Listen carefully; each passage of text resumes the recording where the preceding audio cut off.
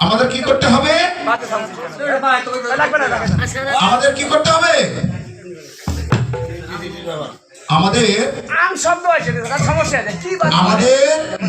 এই জন্যে এই যে শ্রীমতীর এই রাধা ভাব আমাদের হৃদয়ে, যার হৃদয়ে থাকে তার দেহে কোনো বয়সের প্রয়োজন নেই।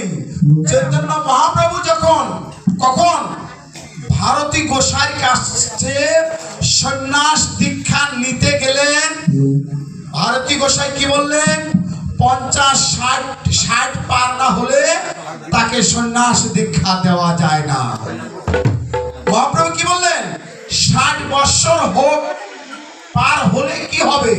যদি না সরল পুষে ত্যাগ করতে পারে।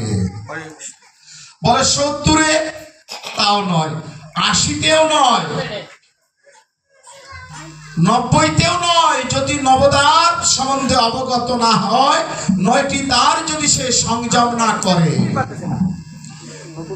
তখন মহাপ্রভু কি বললেন? যে গুরুদেব, যার হয় তার 9-এ, আর যার হবে না তার 90-তেও হবে না। এই জন্য রাসের উপযুক্ত কারা? আমি প্রথমে বললাম অপ্রাপ্ত বয়স্কদের রাস শোনা অনুচিত। তার মানে এই নয় আপনারা অপ্রাপ্ত বয়স্ক, মানে বুঝের জগতে, জ্ঞানের জগতে, ভজন জগতে আমাদেরকে প্রাপ্ত বয়স্ক হতে হবে। তো তাই যখন ভগবান শ্রীকৃষ্ণ এই রাস করতেন, বাঁশিতে যখন প্রথমে বাঁশির সুরে যখন গোপিনীদেরকে ডাকতেন, দেখেন কৃষ্ণ প্রেমটা কি রকম। কোন গোপিনী স্বামী সেবা দিতেছে, কেউ সন্তান সেবা দিতেছে, কেউ গাভীর সেবা দিতেছে, কেউ রান্না করতেছে, যে বিভিন্ন জন বিভিন্ন রকম কাজ করতেছে। আর এর মধ্যেই যখন দেখেন তাদের চিন্তা কি, তারা হাতে হাতে কাজ করতেছে, কিন্তু তাদের কান বৃন্দাবনে রয়েছে। কখন কৃষ্ণ কিভাবে নাম ধরে নয়, বাঁশির সুরে কখন বাঁশি বাজিয়ে আমাদেরকে ডাকবে।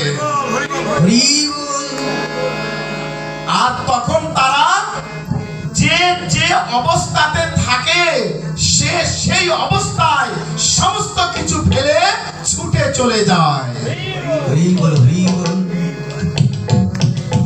এই বাঁশির ডাক আমাদেরও আসে মা। এই বাঁশির ডাক আমাদের প্রত্যেকটা ব্যক্তির জীবনে আসে। আমরা ঘরে বাইরে দুয়ারে কাজে করবে যেখানেই থাকি না কেন, কৃষ্ণ যদি একবার আমাকে জগৎ থেকে ডাকে, তাকে সমস্ত কাজ ফেলে চলে যেতে হবে।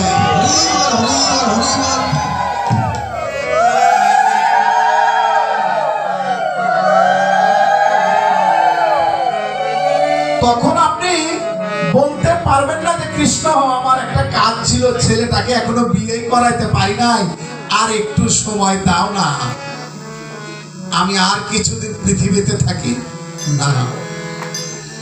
তাই ওই রাসকে বুঝানো হয়েছে জগতের ভগবান রাসে যেমন তার গোপিনীদেরকে ডাকে, ভক্তদেরকে যখন ডাকতেন বাঁশি দিয়ে, সুর দিয়ে, ধ্বনি দিয়ে, তখন তারা তখনই ছুটে চলে যেত, এক মুহূর্ত দেরি করতো না।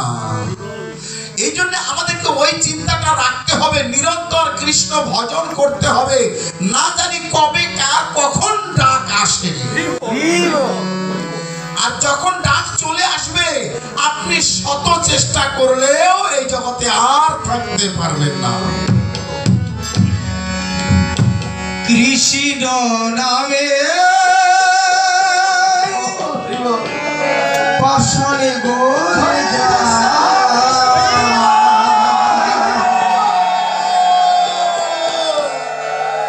যাই গো, আমার মন কেন গলে না।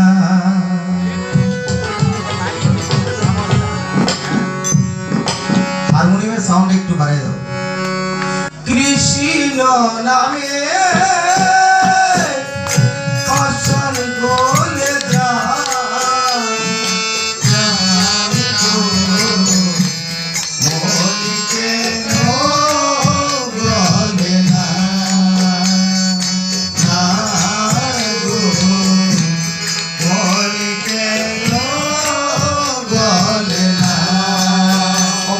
কমাই দাও।